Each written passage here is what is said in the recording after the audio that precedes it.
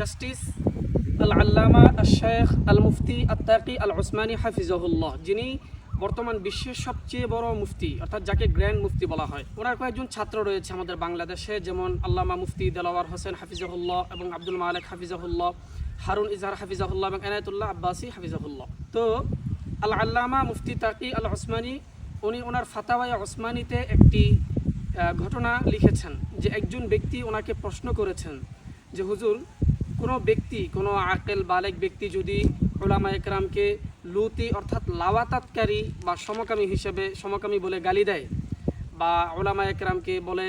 যে আপনারা দিন শিখে দিন অর্জন করে মানুষকে গুমরাহ করছেন এবং এই দিনের দ্বারা আপনারা ব্যবসা করছেন, যদি এই সমস্ত কথা উলামা একরামের প্রতি শত্রুতা পোষণ করে বলে, তাহলে তার বিধান কি হবে? তো আল আল্লামা মুফতি তাকি আল ওসমানী হাফিজাহুল্লাহ উনি ওনার ফাতাওয়ায়ে ওসমানীতে স্পষ্ট জবাব লিখেছেন যে যারা উলামা একরামকে এই সমস্ত কুটু বাক্যে সম্বোধন করবে বা এরকম মনে করবে যে উলামা একরাম লাওয়াতি বা লাওয়াতাতকারী বা আরও ইত্যাদি যেই কথাগুলো বললাম, এগুলো যারা উলামা একরামকে মনে করবে, তারা উলামা একরামের সাথে নিঃসন্দেহে গুস্তাখি পোষণ করলো এবং উলামা একরামের সাথে তারা স্পষ্ট শত্রুতায় লিপ্ত হলো। এবং তারা এই জঘন্যতম কাজ থেকে যদি নিজেদেরকে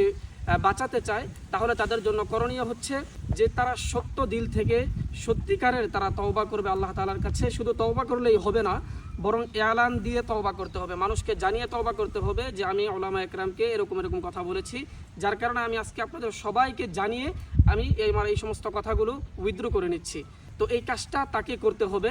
এবং শুধু এতটুকু করলেই হবে না, উলামা একরামের বিরুদ্ধে এই কথাগুলো বলার কারণে ওই ব্যক্তিকে নতুন করে আবার ঈমান আনতে হবে, কালিমায়ে তয়্যিবা বা ঈমান আনার যে সিস্টেমগুলো আছে সেই সিস্টেমে নতুন করে ঈমান আনতে হবে এবং সে যেই বিবাহ করেছে তার বিবাহটাকে নতুন করে আবার করতে হবে। এটা হলো আল আল্লামা মুফতি তাকি আল ওসমানী হাফিজাহুল্লাহ ওনার ফতোয়া। সুতরাং আপনারা যারা আলেমদেরকে কথায় কথায় গালিগালাজ বা আলেমদের